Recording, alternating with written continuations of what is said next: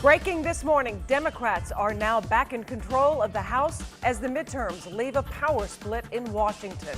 Plus, a busy night of close calls and some disappointment. We have full team coverage of all the big races this morning here in the tri-state. And a huge cold snap is going to move into the tri-state, bringing in a winter blast for the weekend. How far we cool ahead. 9 on your side starts now. Good morning, I'm Julie O'Neill. It is Wednesday, November 7th. We have breaking news on the roads right off the top. Let's get right to Jacqueline D'Agostino. Yeah, Julie, I-75 northbound is shut down in northern Kentucky between Walton and Crittenden. We are hearing reports that there is a dump truck that's flipped over there. It happened around 2:15 this morning, and we're hearing that the interstate there is going to be closed for another 2 hours or so.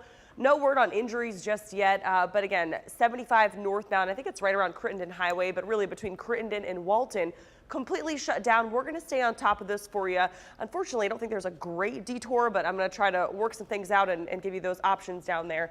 But then we'll let you know. So we're going to stay on top of this breaking news for you and keep you updated this morning. Jennifer. Yeah, and you know, thankfully, Jacqueline, right there is 25. It actually is a really kind of popular spot for people down near Walton to kind of make that bypass. So hopefully easy going to get past that closure at this point. But I know you'll dive even deeper into that. 44 degrees right now in Cincinnati, 45 for Wilmington, and 45 this morning.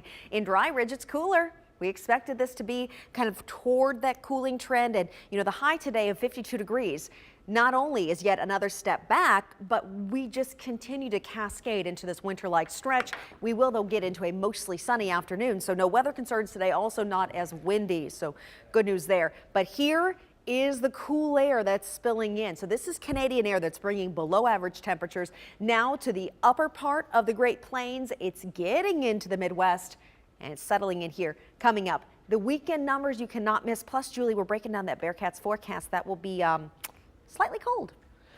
All right, so much to get to. Breaking this morning, Democrats now have control of the House. It's a victory that will transform a Republican-controlled chamber that supported President Trump into a group ready to challenge and investigate him.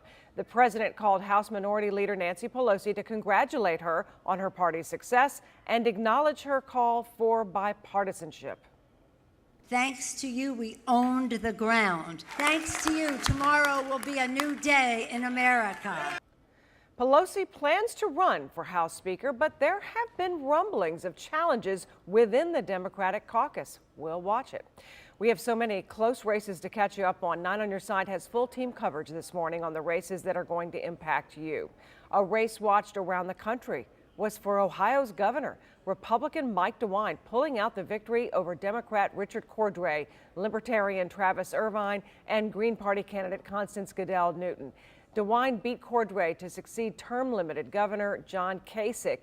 The win follows an 11th-hour effort to gain votes by both Republican President Donald Trump and Governor Kasich.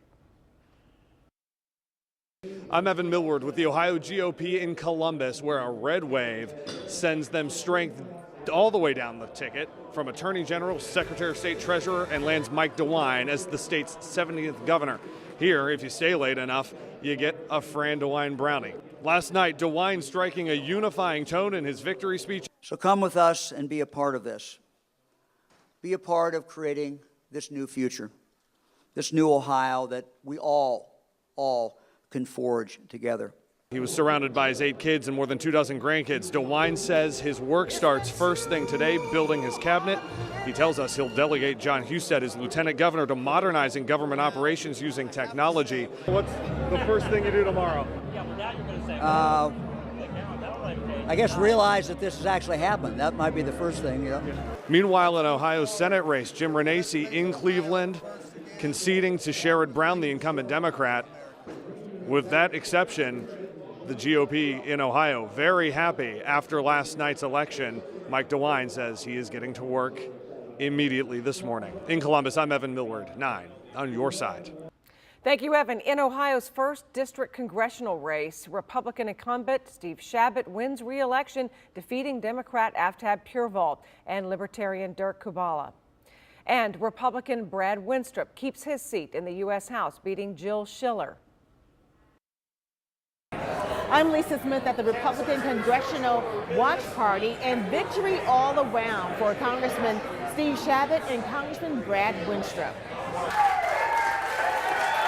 Congressman Steve Chabot re-elected for another term, continuing his winning streak of 9 consecutive wins and adding to his 22 years in Congress. He says the work continues in the 1st District. We've gotten millions and millions of dollars for the people of this district on infrastructure projects, on the hospitals, on a whole range of things, and I'll continue to do that. Meanwhile, 2nd District Congressman Brad Winstrup also a winner, winning his 4th term and ready to do more. We got some things done in the VA and in the defense arena, and we're going to continue to go that route.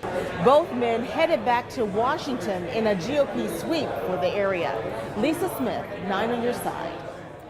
Democrat Aftab Pureval did not win his race against Republican incumbent Steve Chabot for the 1st District congressional seat, but there is no doubt it will be his last try at a higher political office. Listen. We have more work to do. The one single truth that I've learned through this entire experience is that whether you live in Mason or Springboro, Cheviot or Westwood, we all want the same thing. We want a better future for our children than we had for ourselves. The campaign has always been about ending the dysfunction and toxicity in our government. And the best way we can do that is to come together as a state, as a congressional district, and continue fighting for change. Now to the U.S. Senate race in Ohio. Incumbent Democrat Sherrod Brown defeats Republican Congressman Jim Renacci.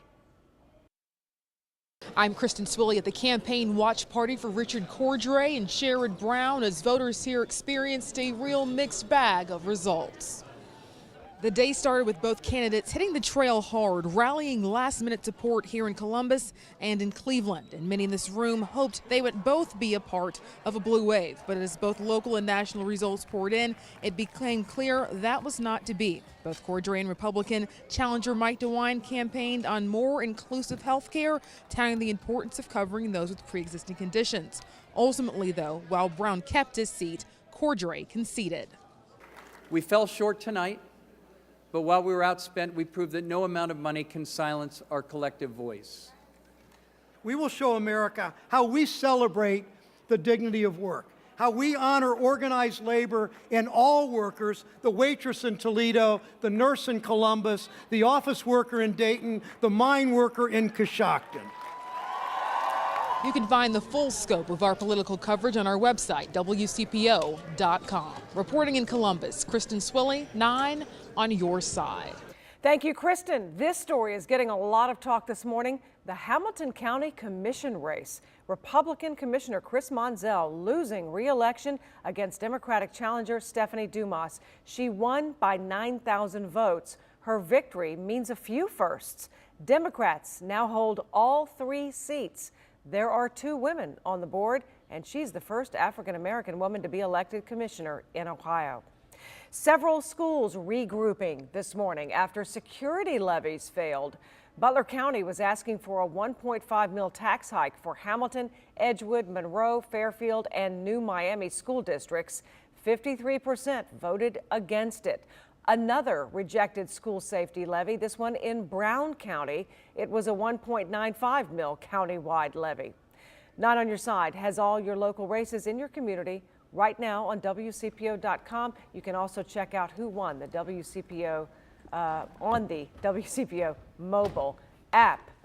I mean, I feel like I could talk nonstop for the next 5 minutes because there's so many races people are interested in, Jennifer. There definitely are referendums and school levies and we do have more coming up here in a minute. We do. So guys, don't go anywhere. We're here for you this morning. Good news is that the forecast is thankfully on the quiet side, kind of focusing in on our kind of outskirt communities, those that are kind of more of our true commuters, all the way up to Weatherington up there at Westchester.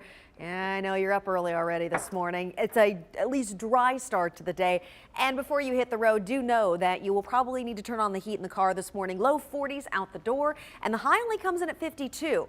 So where's the colder air? Oh, it's coming. I'll show you the weekend forecast. It's coming up.